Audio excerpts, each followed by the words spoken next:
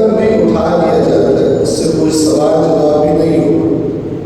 ہم ایسے انسانوں کو اپنے اطراف میں دیکھتے ہیں جن کا دماغی حالت صحیح نہیں ہوتی، تو جب دماغی حالت صحیح نہیں ہوتی تو پھر ان سے جو کام سرزد ہوتے ہیں اس پر اللہ تبارک و تعالیٰ ان سے سوال و جواب بھی نہیں فرمائے۔ سوال و جواب اسی سے جس میں عقل ہو۔ لیکن بہت سارے لوگ ایسے ہیں کہ جو کئی معاملات میں جس طرح عقل سے کام لینا چاہیے نہیں لیتے، اور ان میں سے ایک معاملہ دین کا معاملہ ہے۔ اور بہت سارے لوگوں کا دین سنا سنایا دین ہوتا ہے، سنا سنایا دین۔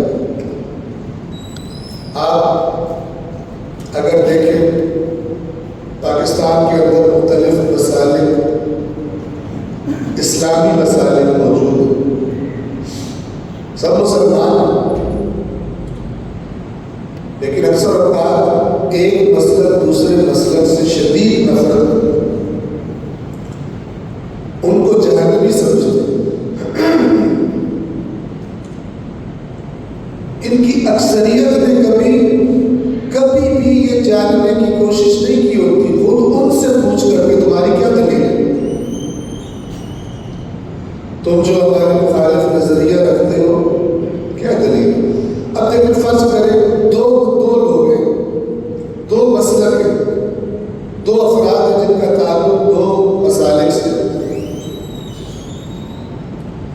دونوں ثواب سمجھ کر، دین سمجھ کر ایک دوسرے سے متنفر نفرت کرتے ہیں، اور اگر دونوں سے پوچھا جائے تو یہ جو نفرت کی وجہ ہے یہ وہ باتیں ہیں جو دونوں نے اپنے اپنے ماحول میں سنی ہیں۔ ایک نے جن سے سنی ہے وہ ان جیسا کسی کو نہیں سمجھتا عالم کو، اور دوسرے نے اپنوں سے سنی ہے وہ اپنے عالم جیسا کسی دوسرے کا عالم کو نہیں سمجھتا۔ اصل نقطے پر توجہ فرمائیے گا جو آپ کی خدمت میں عرض کرنا چاہ رہا ہوں، جو یہ آیات بتا رہی ہیں۔ چاہے اسلام اور کفر کا معاملہ ہو، مسلم اور غیر مسلم کا معاملہ ہو، اور چاہے مسلمانوں کے اندر موجود اختلافات کا معاملہ ہو، اور میں خاص طور پر اندرونی اختلاف کی بات آپ کی خدمت میں عرض کر رہا ہوں، اس لیے کہ ابھی آپ نے دیکھا ہوگا کہ مسلم اور غیر مسلم بعض ممالک میں دنیا کے یہ فلسطینی مظلوموں کے لیے مسلم اور کرسچن مل کے کھڑے ہو گئے، لیکن ہمارے اس مسلمان ملک کے اندر بسنے والے مختلف اسلامی مسالک مل کر ایک جگہ اکٹھے نہیں ہو سکے کہ اکٹھی صدائے کے احتجاج بلند کریں اسرائیل کے مسالک کے خلاف۔ آپ توجہ فرما رہے ہیں کتنا زہریلا ہے کہ معاشرہ ہمارا، اور یہ زہر دین کے نام پہ پھیلایا گیا، یعنی ایک دنیا کے ایک خطے میں مظلوم انسانوں کو دیکھ کر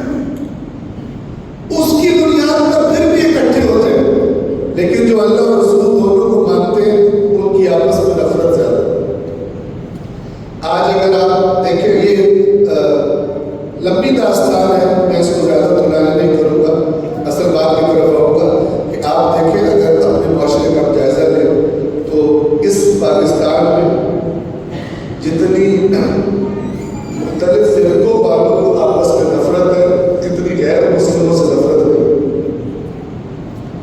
زیادہ تر پاکستان میں جو لڑائی جھگڑے ہوتے ہیں وہ مسلمانوں کے آپس میں زیادہ ہوتے ہیں اور غیر مسلموں کے ساتھ اس طرح سے نفرت نہیں۔ اگرچہ ہر کچھ عرصے کے بعد ہمیں سننے کو ملتا ہے کہ توہین فلاں کے نام پر کسی اقلیت کے گھر جلا دیے، کسی بندے قتل کر دیے، کسی بندے کو بدترین طریقے سے مار دیا، قانون قانون کا کوئی خیال نہ رکھا، شریعت کا کوئی خیال نہ رکھا۔ ایک سوال پڑھتے ہیں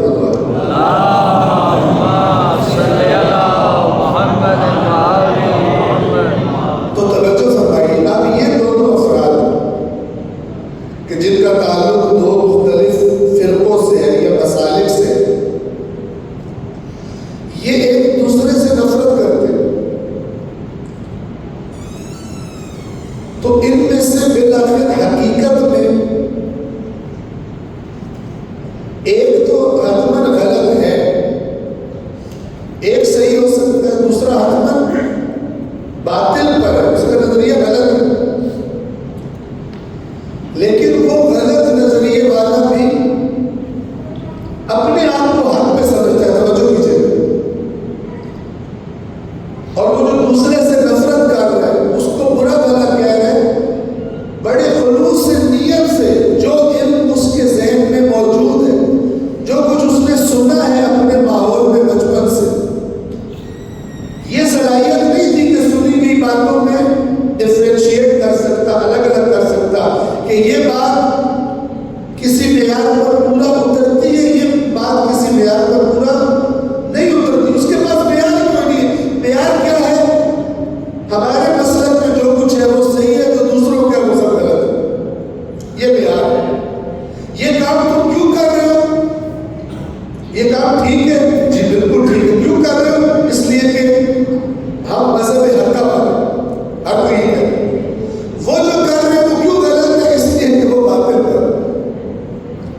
لیکن دونوں اپنے کام کا بیک گراؤنڈ بہت اچھی طرح سے نہیں جانتے، ان کے پاس دلیل نہیں ہوتی، اور جن کے پاس علم نہیں ہوتا، دلیل نہیں ہوتی، وہ فوری طور پر لڑائی جھگڑے پر، گالی گلوچ پر، لاٹ ڈاٹ میں اتر آتے ہیں۔ جو علمی طور پہ کمزور ہوتا ہے اس کے پاس کون سا ہتھیار ہوتا ہے؟ فوراً اگلے پہ چڑھائی کریں۔ جن کے پاس علمی دلائل ہوتے ہیں ان کی شدید خواہش ہوتی ہے کہ لڑائی نہ ہو تاکہ ہمیں بات کہنے کا موقع ملے، اگر بات کو صحیح ماحول میں کہنے کا موقع ملے گا تو پھر جو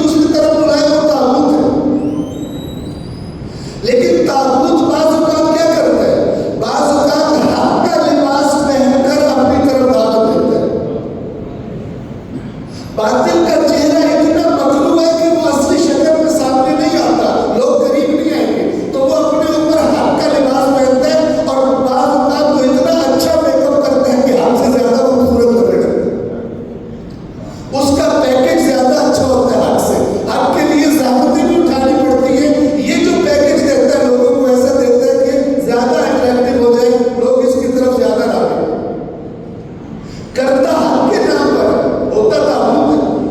تو اللہ فرما رہے کہ بعض لوگ جن میں یہ صلاحیت نہیں ہوتی کہ بات کو پرکھ سکیں، ان کے پاس کچھ معیار، کرائیٹیریا، اسٹینڈرڈز نہیں ہوتے کہ مثلاً اصلی بات کو جعلی بات سے الگ کر سکے، اصلی نوٹ، کرنسی نوٹ اور نقلی کرنسی نوٹ میں فرق کر سکے، اس فرق کو سمجھ سکے. ان میں صلاحیت نہیں ہوتی. تو ان کی عادت کیا ہوتی ہے بعض اوقات کہ یہ بڑے خلوص سے سمجھتے ہیں ہم اللہ کی رضا کے لیے کام کر رہے ہیں، جبکہ کام وہ کر رہے ہوتے ہیں جس سے خدا غضب نہ کرے. اتنے زیادہ مسائل ہیں مثلا پاکستان میں، اللہ کے یہاں حق تو ایک ہی ہے، لیکن آپ دیکھتے ہیں کہ سبھی خود کو حق میں سمجھتے ہیں. اس کا مطلب ہے کہ بہت سارے لوگ نادانستگی میں پورے خلوص کے ساتھ دین سمجھ کر طاغوت کے پیچھے چل رہے ہیں، طاغوت کی بندگی کر رہے ہیں. ہم سادہ مثالیں دیا کرتے ہیں. ابھی کچھ دنوں کے بعد 12 ربیع الاول آئے، توجہ فرما رہے ہیں، تو مسلمانوں کا ایک گروہ کہے گا ریلیاں نکالنی ہے، دوسرا گروہ اس سے کہے گا کہ یہ بدعت ہے. وہ اللہ کی رضا کے لیے ریلی نکالنا سمجھتے ہیں اور یہ اللہ کی رضا کے لیے اس کو بند کروانا سمجھتے ہیں. بعض اوقات پتھراؤ ہوتے ہیں، بعض اوقات فائرنگ ہوتی ہے. اسی طرح شیعہ سنی کے مسائل میں ہوتے ہیں محرم میں. تو کوئی ایک تو ہے نا جو یہ سمجھ رہے ہیں کہ میں دین کا کام کر رہا ہوں لیکن کر رہا اصل میں طاغوت کا کام. تو یہ بہت خطرناک سچویشن ہے کہ انسان کو پتہ ہی نہ چلے اور وہ عمر وہ کام کرتے ہوئے گزار دے اللہ کا کام سمجھتے ہوئے کہ جو اصل میں اللہ کا کام نہیں تھا. صلوات پڑھیں محمد والے.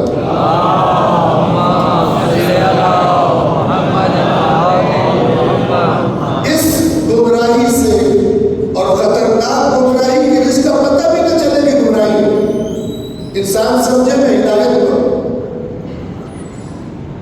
اور قرآن کے الفاظ کو ان کے شیاطین ایسا کرتے ہیں کہ جن کے ساتھ ہو جاتے ہیں ان کو اس طرح سے گائیڈ کرتے ہیں کہ وہ لوگ سمجھتے ہیں ہم بہت اچھا دین کا کام کر رہے ہیں، بہت نیک کام کر رہے ہیں. وَإِنَّهُمْ لَيَصُدُّونَهُمْ عَنِ السَّبِيلِ، اور یہ شیاطین ان کو اللہ کی راہ سے روک لیتے ہیں. وَيَحْسَبُونَ أَنَّهُمْ مُهْتَدُونَ، جبکہ وہ سمجھ رہے ہوتے ہیں کہ وہ ہدایت یافتہ ہے، وہ بڑے سیدھے راستے پر جا رہے ہیں. اصل پوائنٹ جو آپ کی خدمت میں عرض کرنا چاہتا ہوں یہ کہ انسان آگے بڑھنے سے پہلے کہ انسان بعض اوقات بڑے خلوص سے اللہ کی رضا کے لیے ایک کام کر رہا ہوتا ہے، لیکن وہ کام ہوتا ہے جو اللہ نہیں چاہتا بلکہ طاغوت چاہتا ہے. آپ دوسرا نام رکھتے ہیں ابلیس چاہتا ہے، اللہ کے مد مقابل طاقتیں چاہتا ہے، اور یہ پورے خلوص سے وہ کرتا ہے. اس کی وجہ کیا ہے؟ اس کی وجہ یہ ہوتی ہے کہ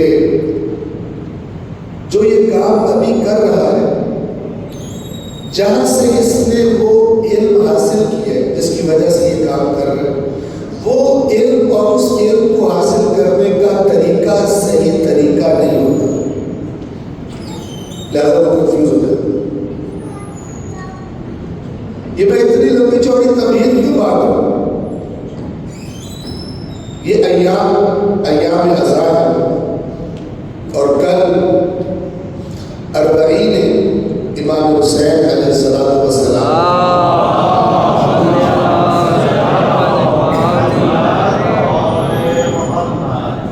جب سے واقعہ کربلا رونما ہوا ہے،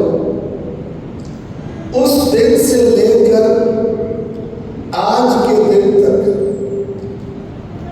دشمنوں کی طرف سے بھی اور بعض نادان دوستوں کی طرف سے امام حسین علیہ السلام کے بارے میں اور ان کے قیام کے بارے میں کئی نظریات پیش کیے گئے تاکہ اصل نظریے کے بارے میں لوگ کنفیوز ہو. بعض کام دشمنوں نے کیے، بعض کام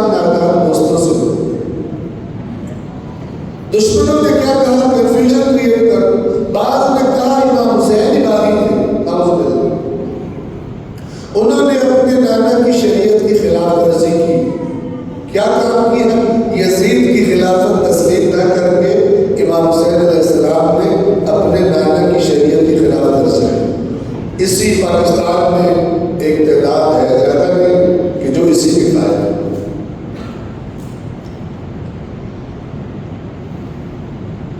کچھ لوگوں نے یہ کہا کہ امام حسین علیہ السلام کو باقی لوگ سمجھا رہے تھے، صحابہ کرام سمجھا رہے تھے، وہ بھی تو صحابہ تھے نا، اور صحابہ تو بالکل غلط کام نہیں کر سکتے، غلط رائے نہیں کر سکتے.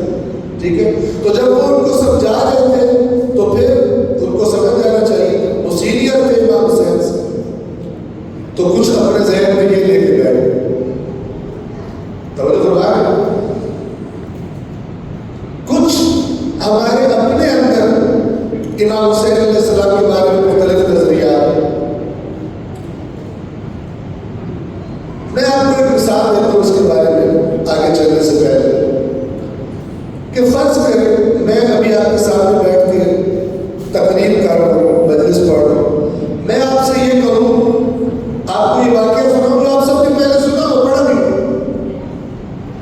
میں آپ سے یہ کہوں کہ جب امیر شام کی موت ہوئی اور اس کی خبر اور یزید کا خط پہنچا مدینہ کے گورنر کے پاس، تو اس نے امام حسین علیہ السلام کو بلایا، رات میں بلا لیا اور وہ خط سامنے رکھ دیا اور کہا کہ آپ یزید کی بیعت کریں.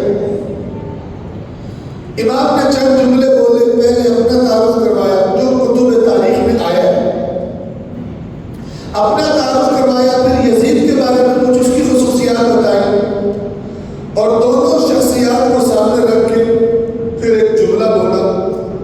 اور وہ جملہ کیا آپ سب کو پتہ ہے، وَمِثْلِ لَا يُبَايِعُ مِثْلَهُ، اور وہ جیسا اس جیسے کی بیعت نہیں کر سکتا. توجہ کیجیے، یہ بھی ہماری کتابوں میں، اور یہ تقریر میں کر کے جاؤں اور اس کے بعد مثلا کچھ عرصے کے بعد ایک اور مولانا صاحب آئے، علامہ صاحب آئے، اور وہ آپ سے آ کر کہیں، یہی آڈینس بیٹھی ہو، اور وہ کہیں کہ یہ جو آپ جملہ سنتے ہیں مثلی لا یبائی اور اسلام، یہ من گھڑت ہے، یہ جھوٹا ہے، ایسی کوئی بات امام حسین نے نہیں فرمائی. تو آپ کیا کریں؟ کنفیوژن. آپ کہیں گے بھائی کس کی بات مانے، وہ بھی عالم ہے، یہ بھی عالم ہے. آپ کو پتہ ہے دین اسلام میں جتنے زیادہ تر جو اختلافات ہیں اور جو نئے نئے مسائل پر بنے ہیں، یہ علماء کے اختلاف کی وجہ سے ہیں. تو اس صورت میں کہ جب ایک بندہ کہے آپ کو یہ حدیث صحیح ہے، دوسرا بندہ کہے چونکہ وہ امام حسین کے بارے میں ایک اور ہی نظریے کا قائل ہے کہ جو اس حدیث کے مطابق نہیں، تو وہ کہے گا، وہ ایک اور حدیث اٹھائے گا کتاب سے، توجہ سے سنیے گا ذرا بوجھ نہ ہو جائے آپ کو. حدیث کی کتابوں میں سے آپ کو ہر قسم کا مال مل جائے گا، اس لیے کہ حدیث کی کتابوں میں جو چیزیں آئی ہیں ان میں سچ بھی ہے اور بہت سارا جھوٹ بھی ہے. توجہ فرما رہے ہیں. اب صلاحیت یہ چاہیے کہ سچ کو جھوٹ سے الگ کیا جائے، ورنہ ایک بندہ آئے گا، ایک حدیث بیان کرے گا، کہے گا امام صادق علیہ السلام نے یوں فرمایا، دوسرا آئے گا جو اس نظریے کا قائل نہیں ہے، وہ کہے گا وہ جو بیان کر کے گیا وہ حدیث صحیح ہے، یہ جو میں بیان کر رہا ہوں یہ بات صحیح ہے. آپ کیا کرو گے؟ آپ کے پاس کوئی راستہ ہے؟ آپ تو نہیں جا سکتے مدرسوں میں داخلہ لے کے 10 سال 15 سال 20 سال کہ آپ فلاں علم پڑھے فلاں علم پڑھے. آپ کے پاس کون سا راستہ ہے؟ اور اگر آپ کے پاس، آپ اس معاملے میں سنجیدہ نہ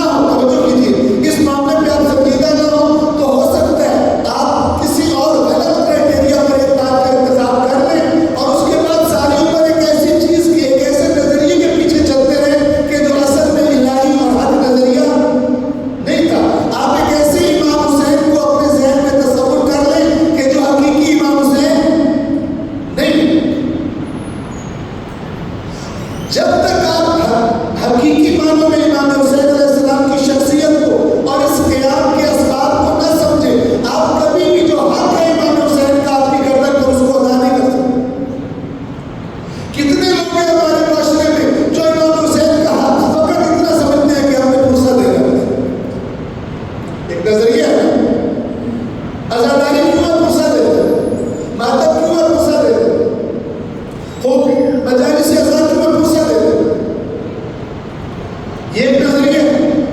اس کے مد مقابل ایک نظریہ کہ کربلا اصل اسلام کی علامت ہے.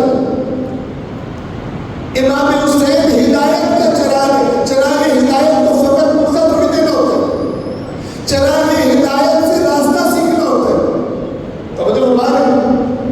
اب کوئی بندہ کہ چراغ ہدایت والی حدیث ضعیف ہے، مثلی لا یبایع مثل ضعیف ہے، انما خرجت لطلب الاصلاح فی امت جدی ضعیف ہے. آپ کیا کرو؟ جس بندے نے 10 15 20 سال لگائے ہو اسے یہ ٹیکٹ آ جاتا ہے کہ کسی چیز کو ضعیف کیسے بنانا ہے اور کسی چیز کو مضبوط کیسے بنانا ہے. ایک عام مومن کے پاس کیا راستہ ہے؟ اب میں ذرا آیات کو کمپلیٹ کر دوں اور پھر اپنی بات کا نتیجہ آپ کی خدمت میں عرض کرتا ہوں. سلام علیکم و رحمۃ اللہ. اللہم صلی علی محمد آل محمد. والذین اجتنبوا الطاغوت ان یعبدوها، وہ لوگ جنہوں نے طاغوت سے اجتناب کیا کہ اس کی بندگی کریں، وانابوا الی اللہ، اللہ کی طرف لوٹ آئے.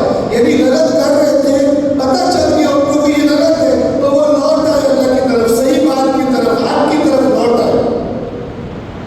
لَهُمُ الْبُشْرَىٰ، انہی کے لیے ہے خوشخبری،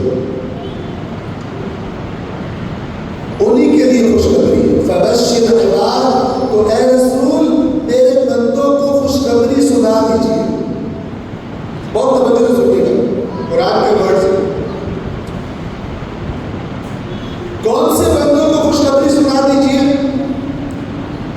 سب کو نہیں، مخلوق ہونے کے اعتبار سے ہر انسان بلکہ ہر شے اللہ کا بندہ ہے. بندہ عبد اس کا معنی ہوتا ہے جو پابند ہو وہ. اس کائنات کا ہر ذرہ اللہ کا عبد ہے. ہمیں اللہ نے اختیار دیا ہے کچھ چیزوں کا، کچھ کاموں کا جن کے بارے میں ہم سے سوال کرے گا، ورنہ ہم بھی اللہ ہی کے حکم کے پابند ہیں. وہ جب چاہے ہم سے جو چاہے واپس لے لے، جب چاہے ہمیں اس دنیا سے ختم کر دے، اس کے بدلے صرف ایک اختیار کا دائرہ ہے جس کے بارے میں اس نے ہمیں، جس کے ذریعے اس نے ہمیں آزمایا ہے، اور اس آزمائش میں پاس ہونے والے اجر لیں گے اور جو اس میں پاس نہیں ہونے ظاہر ہے ان کے لیے اللہ تعالیٰ نے عذاب کو بتایا. خوب توجہ فرمائیے. کون سے بندوں کو خوشخبری سنا دیجیے؟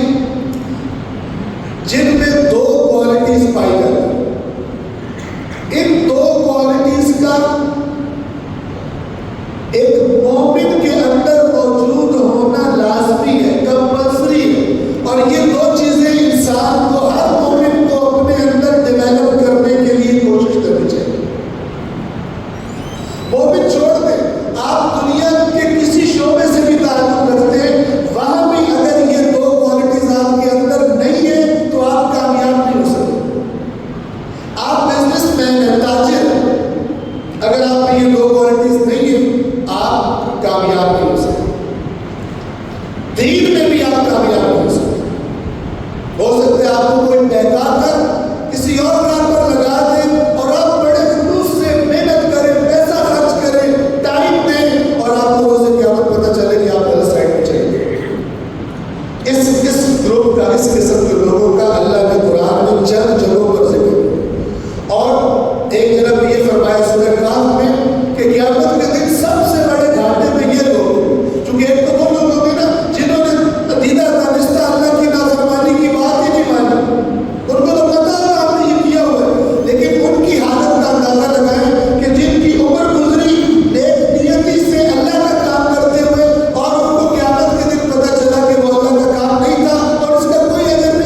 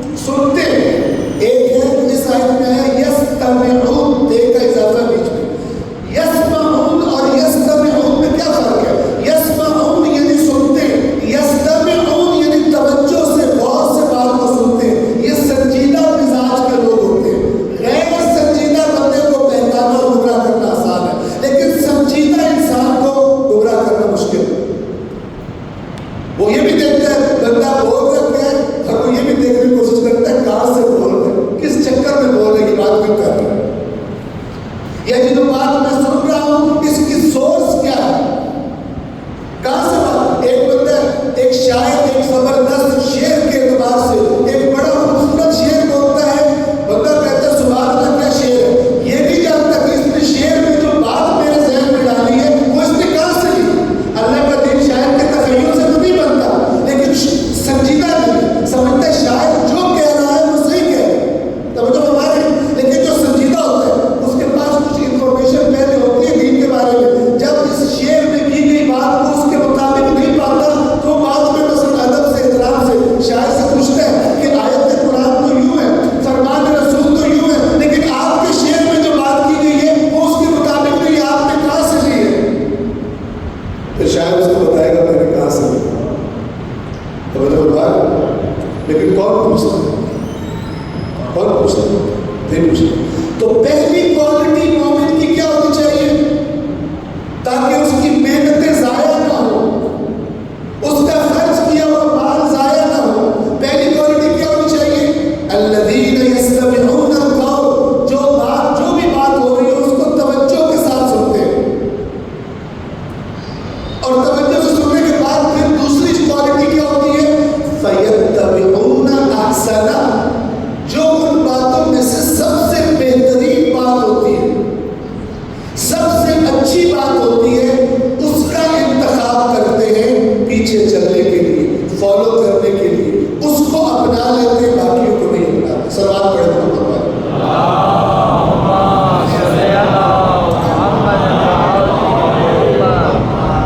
ایک بار پھر سلام پڑھے۔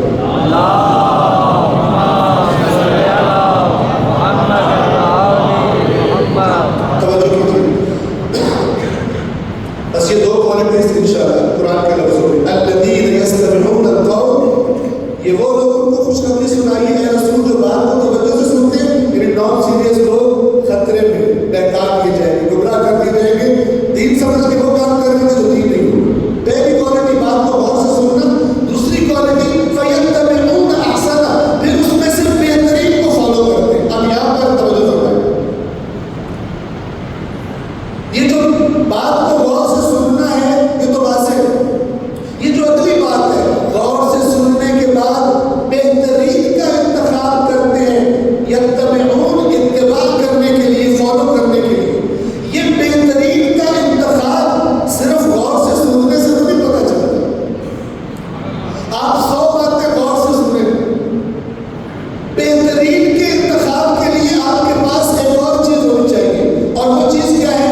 آپ کے پاس کچھ بنیادی معلومات، کچھ انفارمیشن جو یقینی طور پر حق ہو، وہ آپ کے ذہن میں ہونی چاہیے، تاکہ پھر آپ جو بھی بات سنیں غور سے سنیں، تاکہ آپ کو پتہ ہو کیا بات کی گئی۔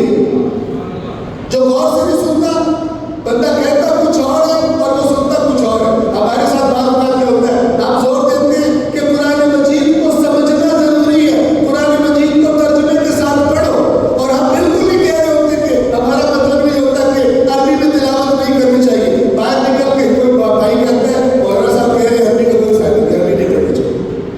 بھائی ترجمے پہ زور دے رہا تھا کہ تو کہہ رہے تھے کہ عربی نہیں پڑھنی۔ ایگزیکٹلی جو بات کی جا رہی ہے پہلے اس کو سمجھنا کہ ہے کیا، اور جب ورنہ تو آپ سمجھ ہی غلط آئے گی تو آپ نتیجہ بھی غلط نکالیں۔ کتنے لوگ تھے، مولا علیہ السلام نے اپنے فرمان میں بتایا، کسی نے پوچھا رسول پاک کے بعد اتنا اختلاف کیوں ہوا، تو مولا نے فرمایا رسول کے بعد جہاں سے رسول کا فرمان لینا تھا لوگوں نے وہاں سے نہیں لیا، ہم سے نہیں لیا، مختلف لوگوں سے لیتے رہے۔ اس پھر مولا نے کیٹیگریز کی بھائی، ان میں ایک کیٹیگری یہ تھی کہ جنہوں نے سنا لیکن سمجھا ہی نہیں صحیح، تو ان کو جو سمجھ آئی وہ قول رسول کر کے وہی سناتے رہے۔ توجہ فرما رہے، وہ قول رسول کو جو سمجھے تھے، ظاہر ہے اس میں وہی بتا رہا ہے اور ایمانداری سے بتا رہا ہے، لیکن سمجھا ہی غلط ہے۔ تو پہلی بات غور سے سننا، دوسری بات بہترین کا انتخاب کرنا۔ بہترین کے انتخاب کے لیے آپ کے پاس کچھ انفارمیشن ہونی چاہیے جس پر آپ پرکھ سکیں، کوئی ترازو ہونا چاہیے جس میں آپ تول سکیں، کوئی مشین، کوئی گیجٹ ہونا چاہیے جس میں نوٹ ڈال کے آپ چیک کر سکیں کہ یہ نوٹ اصلی ہے یا اصلی نہیں ہے۔ بظاہر دکھنے میں تو اصلی لگتا ہے، بظاہر تو باطل میک اپ ایسا ہی کرتا ہے کہ وہ حق نظر آئے۔ توجہ فرما رہے ہیں، انفارمیشن کا ہونا یہ ضروری ہے.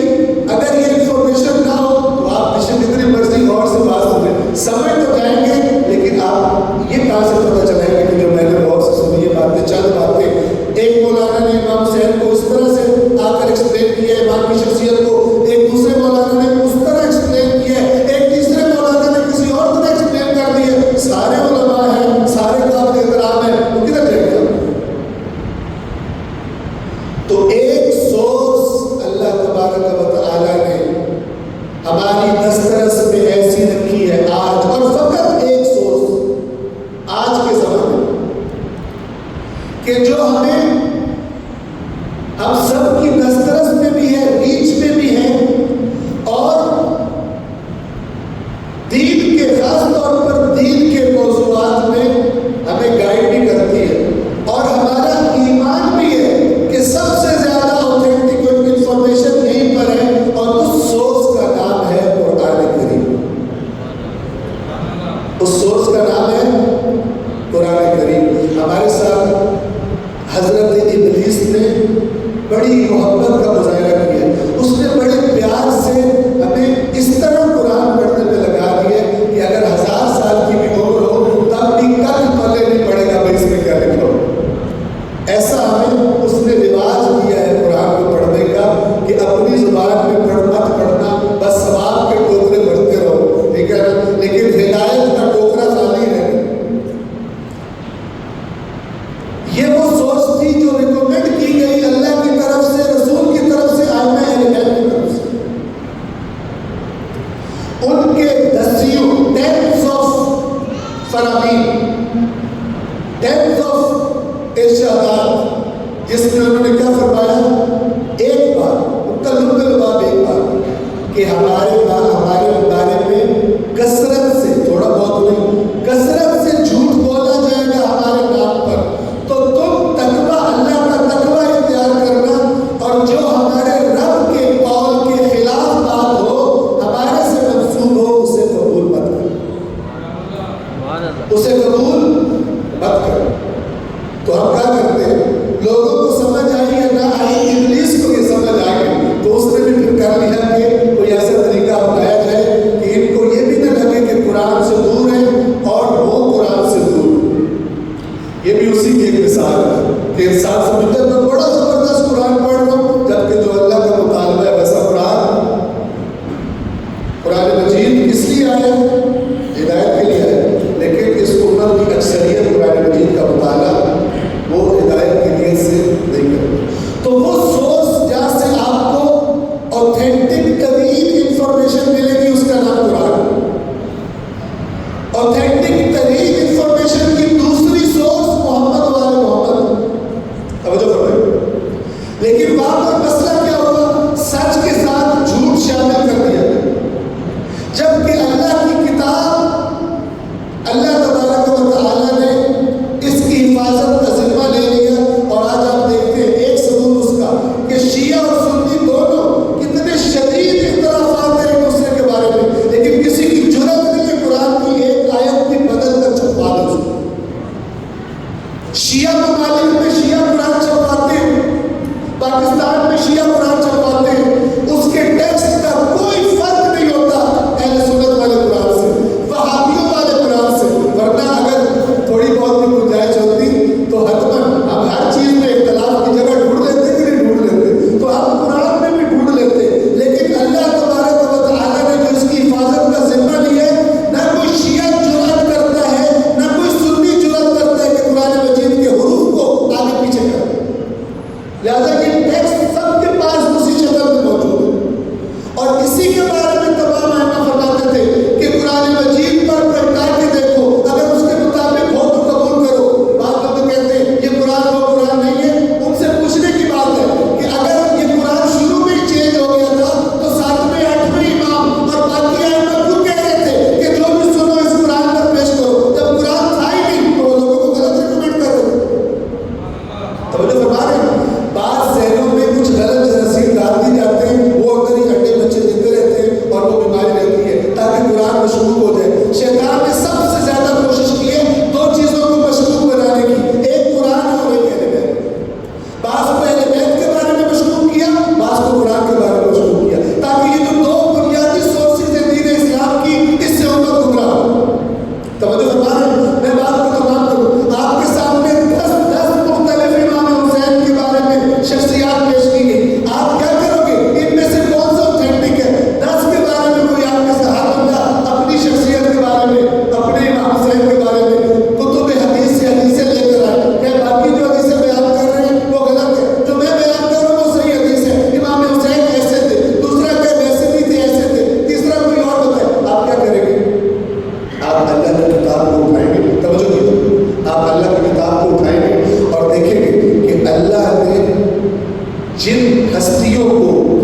انسانوں کی رہبریت کے لیے، انسانوں کی ہدایت کے لیے بھیجا تھا، ان ہستیوں کو کا تعارف اللہ نے کیسے کروایا؟ اللہ کے آرڈرز کیا تھے؟ ان آرڈرز کو، ان احکام کی اطاعت میں کس حد تک چلے گئے؟ آپ حضرت ابراہیم پڑھیں گے، آپ حضرت موسیٰ پڑھیں گے، حضرت عیسیٰ پڑھیں گے، حضرت یوسف پڑھیں گے، سب سے بڑھ کر قرآن بھرا پڑا ہے، آپ اللہ کے رسول کے بارے میں پڑھیں گے کہ اللہ کے رسول کو کیا آرڈرز دیے، تو آپ ان سب انبیاء کو جب پڑھ لیں گے اور ان انبیاء کے فالوورز کیا کرتے تھے، ان کی کیا کوالٹیز ہوتی تھی، جب آپ یہ پڑھ لیں گے تو آپ کے ذہن میں ایک الہی رہبر کی اوتھینٹک ترین شکل اور صورت آ جائے کہ اللہ کا نمائندہ کیسا ہوتا ہے، اس کی زندگی کن اہداف و مقاصد کے لیے، حصول کے لیے گزرتی ہے، کن آبجیکٹیوز کو حاصل کرنے کے لیے اس کی زندگی گزرتی ہے۔ جب آپ قرآن سے ایک الہی رہبر کی شخصیت کو سب سے اوتھینٹک جگہ سے آپ جان لیں گے، پھر آپ اس شخصیت کو اپنے ذہن میں رکھ کر وہ جو امام حسین کی کئی شخصیات بیان کی گئی ہے، ان کو اس قرآنی شخصیت کے ساتھ، قرآنی پرسنالٹی کے ساتھ، قرآنی الہی رہبر کے ساتھ میچ کرنے کی کوشش کریں گے، تو آپ دیکھیں گے ان 10 میں سے 10 نہ ہو 50 جو سب سے زیادہ وہ امام حسین کی شخصیت جو سب سے زیادہ قرآن میں بیان کی گئی الہی رہبر کی شخصیت سے، اس کے اہداف سے، اس کی کوالٹیز سے میچ کرتی ہے، وہ حقیقی حسین ہوں گے اور باقی من گھڑت حسین۔ بات سمجھ رہے؟ باقی من گھڑت، نہ فقط امام حسین، تمام اہل بیت اطہار کی شخصیات۔ کیوں؟ اس لیے کہ میرے نبی نے فرمایا کہ میرے اہل بیت کبھی قرآن سے جدا، کبھی قرآن سے جدا۔ اب مجھے قرآن سے پتہ چل گیا کہ نبی جہاد کیوں کرتے، کیوں جہاد کرتے ہیں؟ نبیوں کے جہاد، ان کی قربانیاں، ان کی تکلیفیں، ان کے زخم، ان کے قتل کیوں ہوتے ہیں؟ تو جب مجھے پتہ چل گیا نبی کس لیے جہاد کرتا ہے، کس لیے قیام کرتا ہے، تو پھر جب میرا عقیدہ ہے کہ حسین قرآن سے جدا نہیں، تو پھر میں جان گیا کسی اور کے بتانے کی ضرورت بھی نہیں کہ حسین کا جہاد کس مقصد کے لیے تھا۔ اس کے مقابلے میں کوئی بھی نظریہ آئے، کتنا بھی زبردست خطیب ہو، کتنا بھی زبردست کوئی شاعر ہو یا سریلا ہو یا جو بھی ہو، امامے والا ہو یا بغیر امامے والا ہو، جنا قید والا ہو یا کسی اور ٹوپی والا ہو، جب مجھے قرآن سے ہدف نمائندگان الہی پتہ ہے تو میں کبھی بھی ہدف امام حسین کے بارے میں دھوکہ نہیں کھاؤں گا۔ اور اگر یہ راستہ اختیار نہ کیا گیا تو پھر کوئی گارنٹی نہیں ہے کہ جس حسین کو میں نے قبول کیا ہے وہ حقیقی حسین ہے یا نہیں، کسی اور کا بنایا ہوا حسین ہے۔ نام امام حسین کا ہے لیکن شخصیت وہ نہیں ہے جو امام حسین کی شخصیت۔ تو جیسی میری شناخت ہوگی پھر میرا رویہ بھی ویسا ہی ہوگا۔ جو مجھے بتایا جائے گا کہ یہ جو امام حسین ہے ان کا تم سے یہ تقاضا ہے تو میں وہی تقاضے پورا کرتا رہوں گا، اور اگر وہ غلط شخصیت تھی تو ساری عمر میری گزر جائے گی عقیدت میں، محبت میں، جبکہ میں وہ کر رہا ہوں گا کہ جو مانگا نہیں گیا تھا، یا وہ کر رہا ہوں گا کہ جو آدھا ہے، پوری بات نہیں ہے، آدھا مجھ سے چھڑوا دیا جائے گا۔ فراڈ کے کئی طریقے ہوتے ہیں، بعض اوقات پورے باطل کو حق کی طرح پیش کیا جائے، بعض اوقات تھوڑا سا حق کا حصہ لے لیا جائے۔ مثلا امام حسین کو رونا بالکل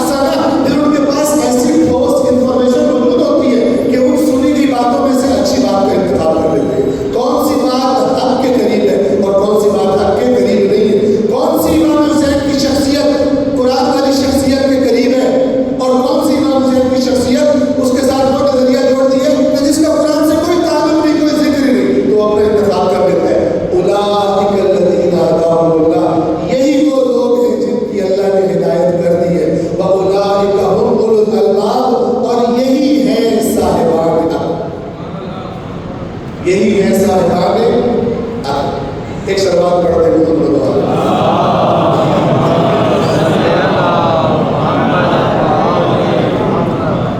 میری عرض تمام امید ہے کہ انشاءاللہ جو بنیادی بات کہنا چاہتا تھا آپ کی خدمت میں عرض کر پایا ہوگا اور پروردگار عالم اس دین کو، اس مکتب کو کہ جس کی خاطر امام حسین علیہ السلام نے اتنا اپنا سب کچھ سمجھ میں قربان کر دیا، جس کی خاطر اہل بیت رسول کو اسیر کرنا پڑا، رسول اللہ کی بیٹیوں کو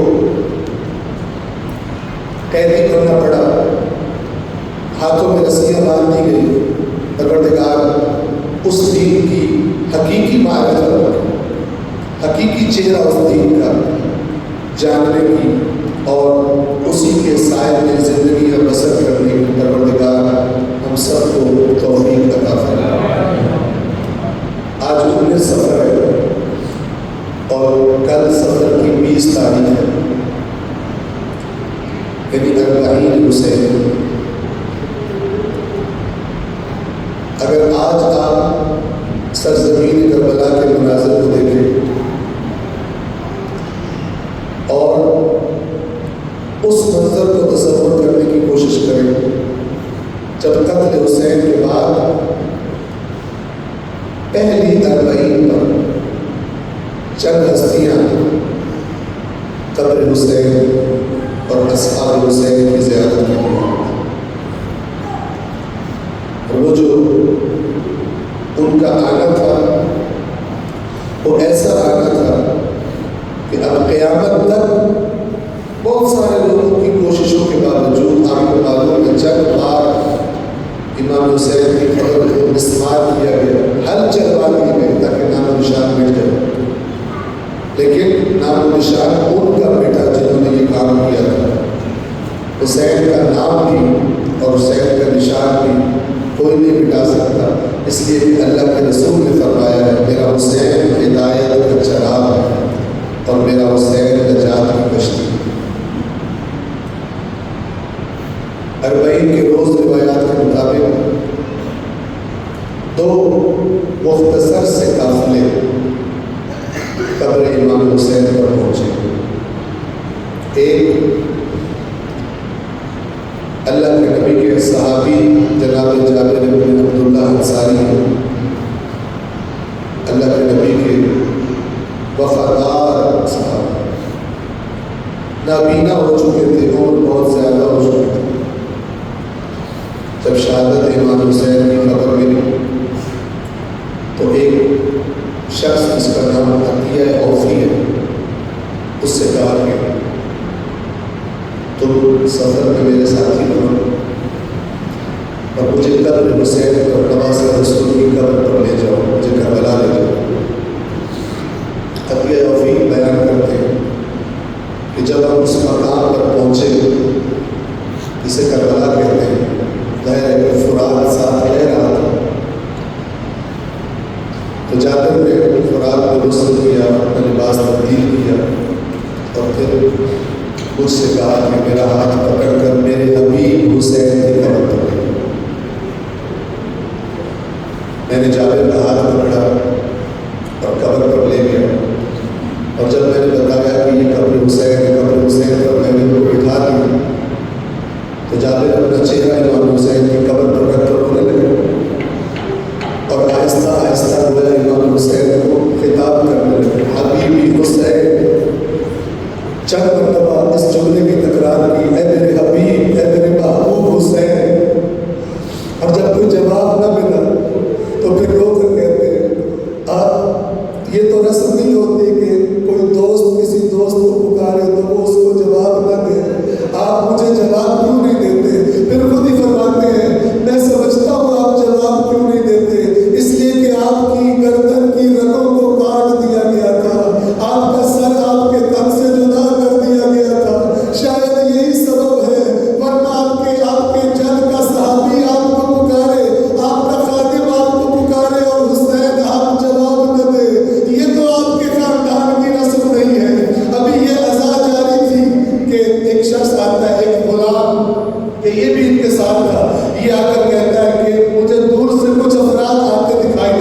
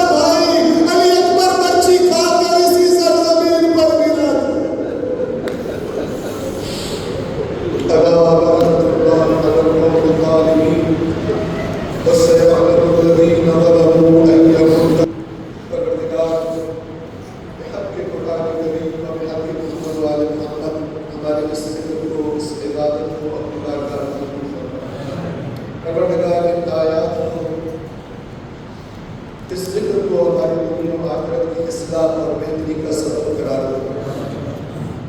پروردگار جس دین کے لیے، جس مطلب کے لیے امام حسین علیہ السلام اولاد اصحاب نے یہ قربانی پیش کی، اس دین کی قدر شناسی کی اور اس دین کی اطاعت کی، ہم سب کو توفیق عطا فرمائے۔ پروردگار جو مومنین کسی مشکل میں یا کسی پریشانی میں مبتلا ہے، تیری ذات علیم بذات الصدور اور علی کل شیء قدیر ہے، مشکلات کو آسان فرما، رزق حلال میں وسعت و برکت عطا فرما۔ پروردگار تمام مومنین جنہوں نے خرچ اضافی شرکت کروائی، ان کو دنیا و آخرت میں اس کا بہترین اجر عطا فرما، بالخصوص بانیان کی توفیقات خیر عطا فرما۔ پروردگار جتنے حاضرین ہیں ان کے جو مرحومین اس دنیا سے چلے گئے، بالخصوص جن کے نام لیے جا رہے ہیں، سید فضل حسین شاہ اہلیہ، سید ذاکر حسین شاہ، سید رحمت علی رضوی اہلیہ، سید محمد تقی شاہ بیگم، سید محمد تقی شاہ عبدالعزیز، سید حسین رضوی، سید سلطان رضوی۔ پروردگار ان تمام مرحومین کو اور تمام شہداء مرحومین کو پروردگار اپنی خصوصی رحمت میں ایک جگہ عطا فرما، جوار محمد و آل محمد اور شفاعت محمد و آل محمد سے برکت فرما۔ پروردگار دعائے صحت کے لیے کہا گیا ہے، سیدہ شہناز بیگم، سیدہ زاہدہ رضوی، سید اصغر عباس نقوی، سید حسین رضا، سیدہ مریم بیگم۔ پروردگار بیمار کربلا کے صدقے تمام مومنین مومنات جو مریض میں خصوص جن کے نام لیے گئے سبھی شفاء کاملہ و عاجلہ عطا فرما۔ پروردگار ہم سب کا خاتمہ خیر پر اور ایمان پر فرما۔ آخر میں آپ سے دعا سے جن مومنین کے نام لیے گئے ان کے لیے اور آپ سب کے اپنے مرحومین کے لیے شہداء ملت مومنین نیتوں میں شامل کرتے ہوئے ایک مرتبہ سورۃ الفاتحہ۔